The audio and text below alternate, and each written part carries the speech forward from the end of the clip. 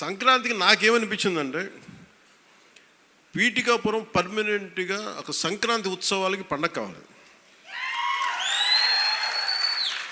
అంటే ఇది సంక్రాంతి ఓణం ఎట్లా ఉంటుందంటే, అది కూడా మన హార్వెస్ట్ ఫెస్టివల్ మన కేరళలో. అది భూమిని నమ్మే ప్రతి ఒక్కరి పండగ అది. మరియు కేరళలో చాలా ఒక అనూహ్యంగా ఏంటంటే అన్ని మతాలు జరుపుకుంటారు. సో నా మనసులో కూడా మన సంక్రాంతి అన్ని మతాలు జరుపుకోవాలి. అది ప్రకృతి ఆరాధన నుంచి పుట్టిన మన సంస్కృతి ఇచ్చిన వారసత్వం ఇది.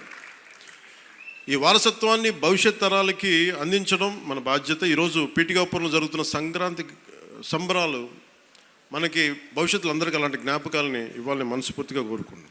సంక్రాంతి అనగానే నేను మెయిన్గా ఎందుకు చాలా నాకు అనిపించిందంటే, గోదావరి జిల్లాలండి, కోడిపందాలండి, జోదాలండి,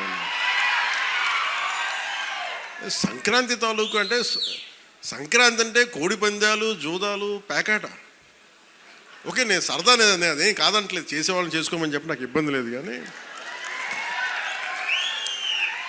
అంటే నేను తెలంగాణ స్నేహితులు కూడా చెప్తా ఉంటాను. హైదరాబాద్ నేనే ఇంట్లో ఉంటే, నేను హైదరాబాద్లో ఉంటే ఇప్పుడు 10 years బ్యాక్ మేము ఎక్కడికి వెళ్తా అంటే మేము భీమవరం వెళ్ళిపోతామండి, లేదంటే మేము తూర్పుగోదావరి వెళ్ళిపోతాం. దేనికి అంటే మేము అక్కడ ఈ కోడి పందాలకి ఎంత డబ్బులు వేస్తారని నాకు తెలియదు కూడా తెలియదు. నాకు అప్పుడు అర్థమైంది. అంటే నేను అనేది సంక్రాంతి అంటే కేవలం కోడి పందాలు, పేకాట, జూదం దగ్గరికి పరిమితం అయిపోతే రాంగ్ ఇండికేషన్ వెళ్తుంది సొసైటీకి. ఇంకెక్కడ వెళ్ళాం మనం. అది మార్పు రావాలి అంటే, ఎందుకంటే మన సంస్కృతిని మనల్ని దేనికైతే అసలు మూలం ఎట్లా ప్రారంభం అది మర్చిపోయాం అనుకోండి, మర్చిపోతే అది దారి తప్పేస్తాం. అప్పుడు మీకు మెకాలే చెప్పినట్టుగా ఒకరిని దెబ్బ కొట్టాలి, ఒకరిని సంస్కృతిని, దేశాన్ని వైపౌట్ చేయాలంటే ముందు వాళ్ళ సంస్కృతిని చంపేయడం.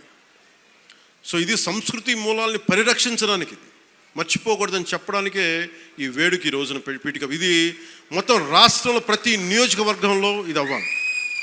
ఇది మనకి గోదావరి జిల్లాలో సంక్రాంతిని కోడిపందాలు ₹1,00,00,000 చేతులు మారుతాయి అనే మాట పోవాలి. సంక్రాంతి నుంచి భోగి మంటల్లో కలిపేయాలి.